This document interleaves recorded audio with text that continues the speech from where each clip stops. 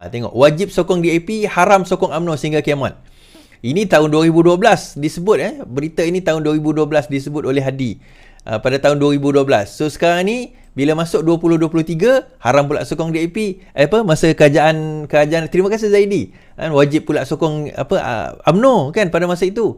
Lepas itu tukar lagi fatwa, tukar lagi pendapat, tukar. Macam ni tuan-tuan. Sebab itu dalam Al-Quran ada ayat Quran yang menyebut bahawa janganlah kamu mengambil rahib-rahib kamu sebagai sembahan.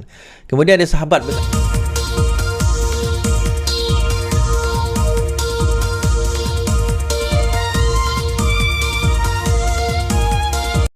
tekan butang subscribe, like dan aktifkan lonceng. Assalamualaikum warahmatullahi taala wabarakatuh. Okey, audio saya double. Okey, dengar cantik. Assalamualaikum warahmatullahi wabarakatuh. Selamat sejahtera, selamat malam. Salam reformasi, salam perjuangan. Saya ucapkan kepada tuan-tuan dan puan-puan yang bersama dengan saya pada malam ini, alhamdulillah, terima kasih kerana terus bersama dengan saya di YouTube, Facebook dan juga di TikTok. Terima kasih kerana kalau siapa yang share gift, terima kasih share gift. Siapa yang dekat Facebook sekarang ni boleh send star. Terima kasih yang send star dan juga yang donate sebagainya. Terima kasih. Ini semua daripada anda. Saya terima dengan ucapan terima kasih. Saya ucapkan.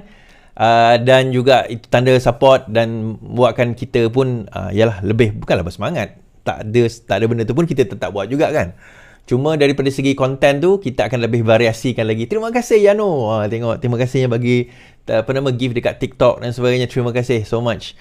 Dan malam ini cuaca panas tuan-tuan. Bukan malam ni, hari ni memang cuaca panas. Beberapa hari ni memang cuaca dianggap agak panas. Jadi heat stroke ni boleh kena pada kita semua, kan? Heat stroke ni boleh kena pada kita semua. Jadi berhati-hati dalam dalam suasana panas sekarang ini. So harap kalau yang berada di luar tu jangan berada dalam keadaan terlalu lama. Minum banyak air kosong, kan? Sebab bila heat stroke ni melanda boleh membawa kepada kematian dan sebagainya, kan? So terima kasih yang menonton juga daripada daripada seluruh tempat, terutama macam-macam dan juga walargon. Terima kasih saya ucapkan sebenarnya. Ramai yang komen bukan pada saya, tapi saya ucapkan terima kasih. Itu yang kita nak kan. Walaupun dia komen macam tu pun kita tetap terima dengan hati terbuka, kan? Sebab apa? Sebab bagi saya baguslah dia komen. Korang-korang bila dia komen tu maksudnya dia dengar lah apa yang kita cakap kan. Setuju tak setuju itu cerita lain. Sekurang-kurangnya dia dengar apa yang kita cakap. Itulah benda yang sangat penting untuk kita nak. Kita tak yakinkan walargon walaon. Ada orang tanya pada saya, macam mana kita nak yakinkan kepada kumpulan PAS ni supaya mereka jangan cakap benda yang tak sepatutnya. Saya kata kita tak payah yakin mereka. Kita tak payah yakinkan mereka. Bukan tugas kita untuk yakinkan mereka. Tugas kita adalah untuk yakinkan pengundi-pengundi atas pagar yang dikelirukan oleh mereka. Itu tugas kita. Itu sebenarnya tugas dan tanggungjawab kita. Kita tak yakinkan orang PAS pun, orang Bersatu pun, kan? Orang Bersatu, orang PAS ni, dia memang mati kerat hidup semula pun dia akan kata Tok Guru dia paling maksum lah, kan? Tok Guru dia paling maksum lah, paling maksum, tak ada buat dosanya. Walaupun saya tunjuk tadi kan satu keratan akhbar ni, saya tunjuk jugalah kan supaya tuan-tuan dapat tengok kan. Saya tunjuk keratan akhbar bila Hadi kata wajib sokong DAP, haram sokong UMNO. Dia kata apa? Itu berita lama. Saya kata wajib tu hukum agama. Hukum agama ni ada lama ada baru ke? Kan? Hukum apa orang kata? Hukum lama, hukum baru. Wajib dia tu sekarang ni halal, lepas ni jadikan haram. Dia bergantung kepada mood aku lah. Kalau aku rasa dia kata wajib, wajib lah. Kan? Kalau aku rasa dia halal lah. Kalau dia haram lah. Tengok, wajib sokong DAP, haram sokong UMNO sehingga kiamat. Ini tahun 2012 disebut, berita ini tahun 2012 disebut oleh Hadi pada tahun 2012. So sekarang ni bila masuk 2023, haram pula sokong DAP. Masa kerajaan terima kasih Zaidi, wajib pula sokong UMNO kan pada masa itu. Lepas itu tukar lagi fatwa, tukar lagi pendapat, tukar. Macam ni tuan-tuan. Sebab itu dalam Al-Quran ada ayat Quran yang menyebut bahawa janganlah kamu mengambil rahib-rahib kamu sebagai sembahan. Kemudian ada sahabat bertanya, kami tak pernah ambil rahib kami sebagai sembahan. Ya Rasulullah, dia kata kami tak pernah ambil. Dalam satu hadis kan, kami tak pernah ambil rahib kami sebagai sembahan. Dia kata, bukankah rahib kamu menghalalkan benda yang haram dan mengharamkan benda yang halal? Maka itulah yang dimaksudkan mengambil rahib kamu sebagai sembahan. Benda yang halal dia jadi haram, haram jadi halal. Dia mengikut kepentingan dia. Dia mengikut hawa nafsu dia. Dia mengikut keperluan dan kepentingan politik dia. Itu yang menjadikan orang kata apa, negara kita cacah merebah, tuan-tuan. Saya kata racism, perkauman itu berlaku bukan kerana sekolah. Bukan kerana sekolah Tamil mengajar bahasa Tamil, sekolah Cina mengajar bahasa Cina, bukan, atau sekolah agama mengajar bahasa Arab. Bukan itu. Racism itu berlaku kerana parti politik yang memainkan isu bangsa, isu agama, yang memainkan sentimen bangsa, sentimen agama, holier than thou. Aku ni lebih suci daripada kamu. Aku masuk neraka, surga, korang semua masuk neraka sebab tak sokong aku. Holier than thou. Aku ni lebih suci, lebih baik, lebih tinggi daripada kamu semua. Pandangan macam ni sebenarnya yang akan memecah belahkan kita. Tuan-tuan, saya nak bagi tahu, berbeza pendapat tak ada masalah. Tuan-tuan tak perlu sokong Anwar Ibrahim, tak perlu sokong Kerajaan Madani, tak perlu sokong Pakatan Harapan UMNO, tak perlu sokong pun. Tak perlu bersetuju pun. Tetapi jangan gunakan alasan agama, jangan gunakan alasan bangsa. Tak setuju sebab polisi dia. Tak setuju sebab dia buat, mungkin benda ni tak betul, benda tu tak betul. Kritik polisinya. Bukan gunakan alasan agama. Kenapa tak sokong Pakatan Harapan? Oh, mereka liberal, kafir, masuk neraka. Kenapa tak sokong DAP? Oh, mereka komunis, liberal, kafir, masuk neraka. Kenapa tak sokong UMNO? Oh, mereka liberal, kafir, masuk neraka. Sekarang ni kita bentuk kerajaan dengan DAP dengan UMNO. Oh, tak apa, wajib sokong mereka. Kan? Dia punya cerita tu berubah-ubah, tuan-tuan. Dia punya cerita berubah-ubah. Baik, malam ni saya nak bawa cerita yang inilah, dia kata 126 orang, ada yang kata 124 orang, ada 126 orang, ada kata 119 orang, dia berbeza-beza. Dan saya akan cerita juga bagaimana sebenarnya mereka kata 126 orang, tetapi dalam PAS sendiri, PAS sekarang ini menghadapi masalah perpecahan, terutama dalam menentukan nak join ke tak join kerajaan perpaduan. Nak join ke tak join kerajaan perpaduan ini. Dan saya kata PRN yang berlaku selepas bulan Julai ni akan menjadi bukan satu, sebenarnya orang salah faham, salah pandang dia melihat bahawa PRN ini akan menjadi ujian kepada Anwar Ibrahim. Bukan. Dia menjadi ujian kepada PAS dan Bersatu. Sama ada mereka boleh kekal atau tidak. Sama ada mereka terus boleh bersatu atau tidak. Sama ada Hadi akan setuju untuk terus bersama dengan PN atau dia akan keluar daripada PN dan menyertai kerajaan Madani bersama dengan UMNO. Itu persoalan sebenarnya. Dan kalau orang kata ini adalah kau punya propaganda, kau punya spin, tuan-tuan, nak percaya, tak percaya sudah. Sama juga dengan cerita 126 orang nak melompat tu. Nak percaya, tak nak percaya sudah. Kan? Malam ni kita bawa cerita tersebut. Tapi sebelum itu, sebelum kita nak cerita yang 126 orang ke 129 orang ke 124 orang ke, kita akan komen beberapa perkara lah. Pertama, seperti biasa saya akan buat ulasan. Ni ulasan daripada Prof. Agus, Ketua Pengarah JECOM Malaysia. Prof. Agus, dia bagi ulasan berkenaan tempoh hari. Tempoh hari dia buat satu posting sebenarnya, Prof. Agus ni. Satu posting yang menarik daripada Prof. Agus berkenaan dengan Kelantan. Negeri aku ni, dia kata, kalau tak silap saya, setiap kali raya dia akan ada masalah air, dia ada masalah kebersihan, saya forgot satu lagi. Dia masalah apa? Ada 3 masalah dia sebutkan. Yang negeri, dia ni orang Kelantan, Prof. Agus ni orang Kelantan. So, dia akan menghadapi masalah ni. Dan saya bercakap dengan Prof juga. Bila saya mengkaji tentang royalty minyak Kelantan kan, sama ada Kelantan wajar atau tidak nak dapat royalty minyak. Apa orang kata, saya tanya, sebab dia ada tulis satu paper berkenaan dengan perkara tersebut. Prof. Agus, dia sebagai academician, dia ada tulis satu jurnal berkenaan dengan royalty minyak di Kelantan. Kesimpulan yang mudah saja. Ni saya bukan cakap Prof. Agus punya kesimpulan, tetapi saya tahu conclusion dia macam tu. Kesimpulannya, memang Kelantan tak layak dapat royalty. Memang bukan kerana Kelantan ni tak patut dapat royalty. Dia dua benda berbeza. Tak layak sebab undang-undang. Disebabkan peraturan, dan antara akta yang disebut adalah Akta Wilayah Laut.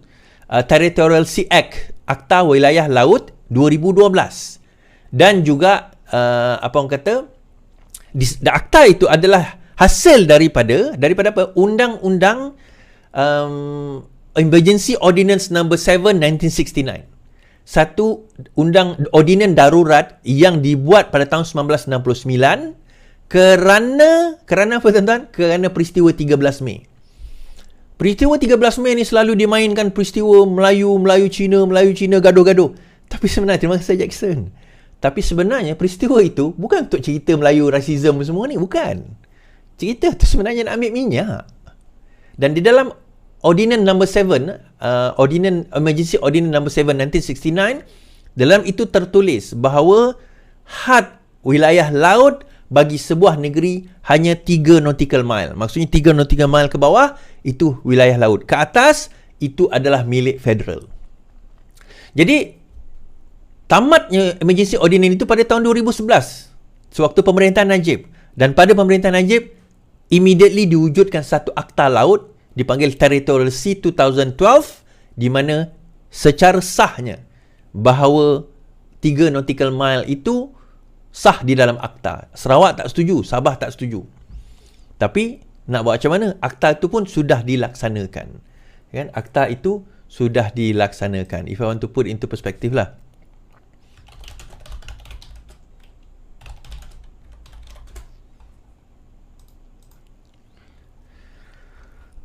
Kalau tuan-tuan nak tengok akta wilayah laut dia kan.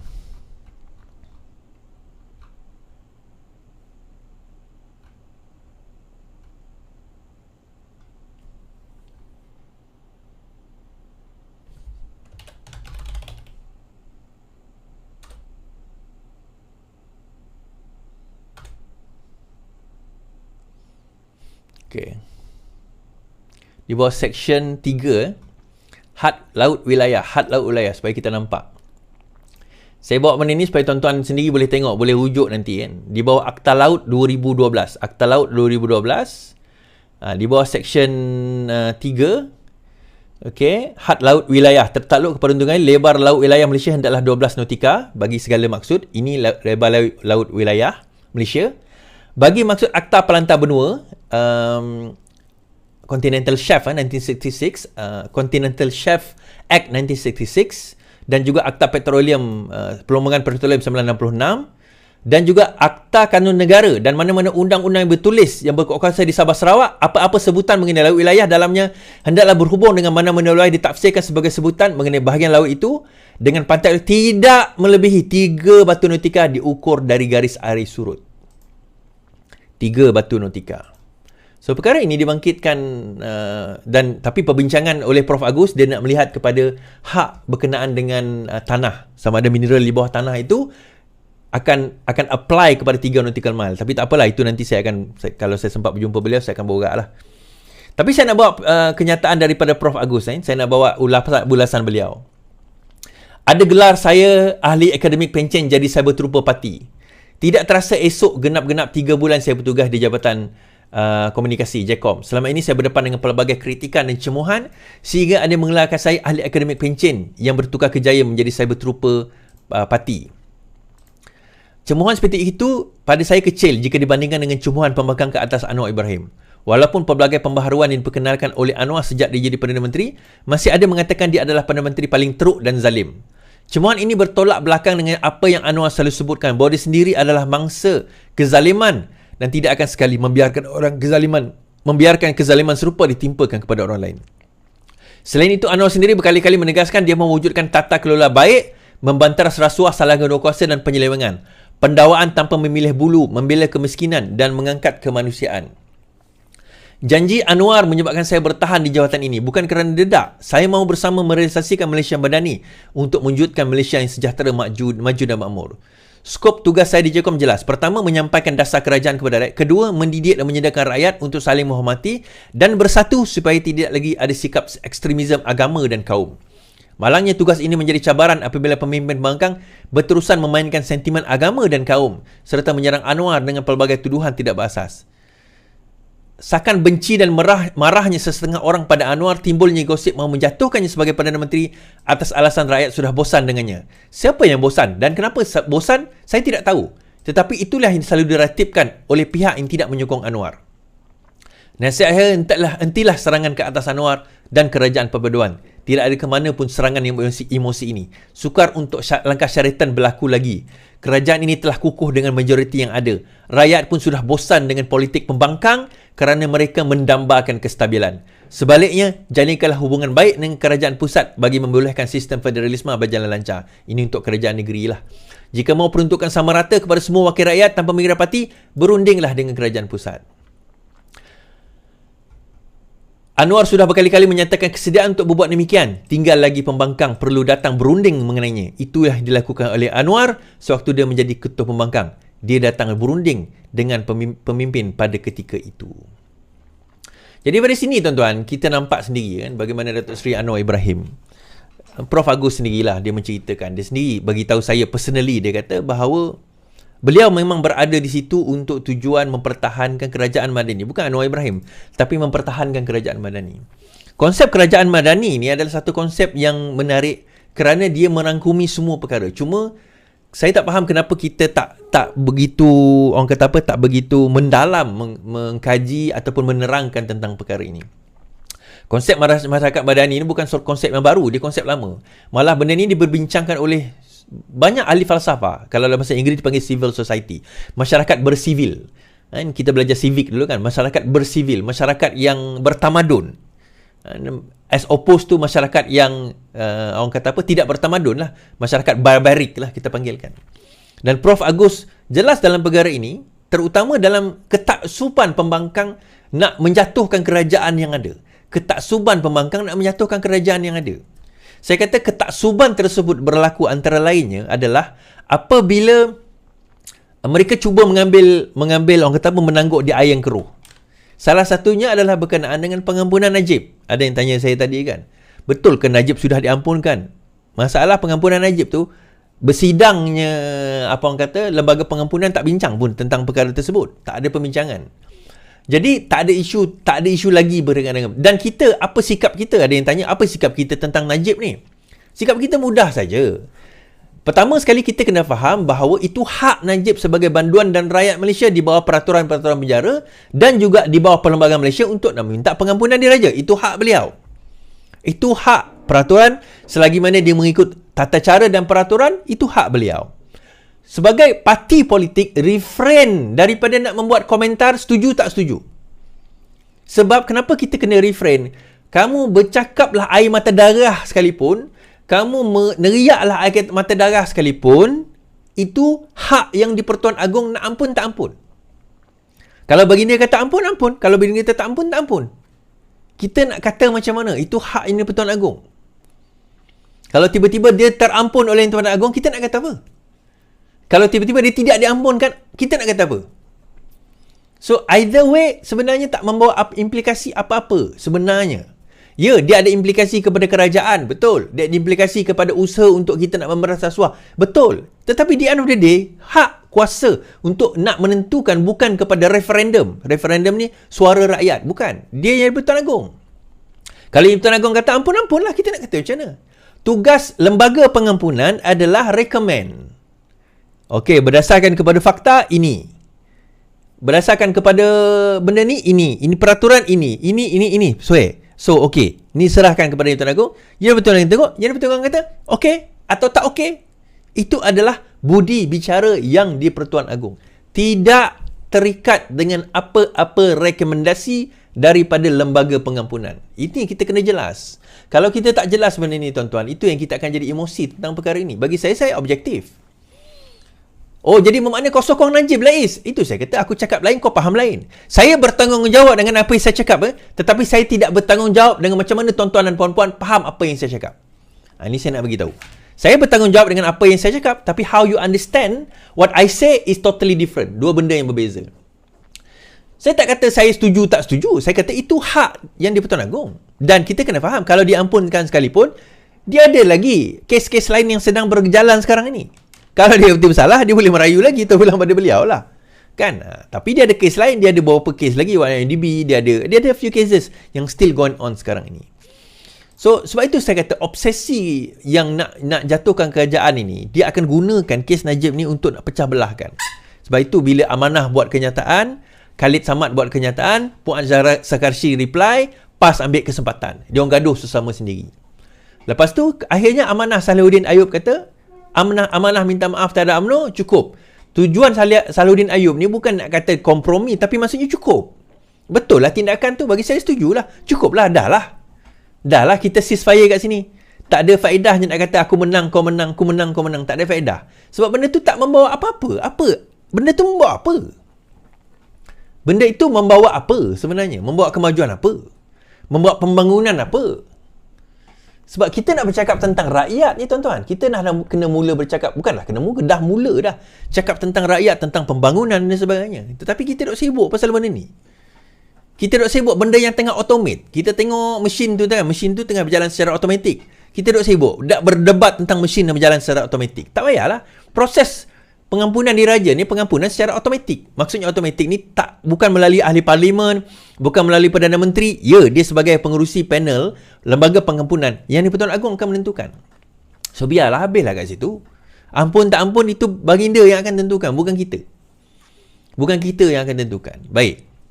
So daripada situlah saya nak membawa pasal isu pembangunan ni. Sebelum saya pergi kepada kes apa orang kata, geng-geng, saya tanya DG tadi, betul ke ada promosi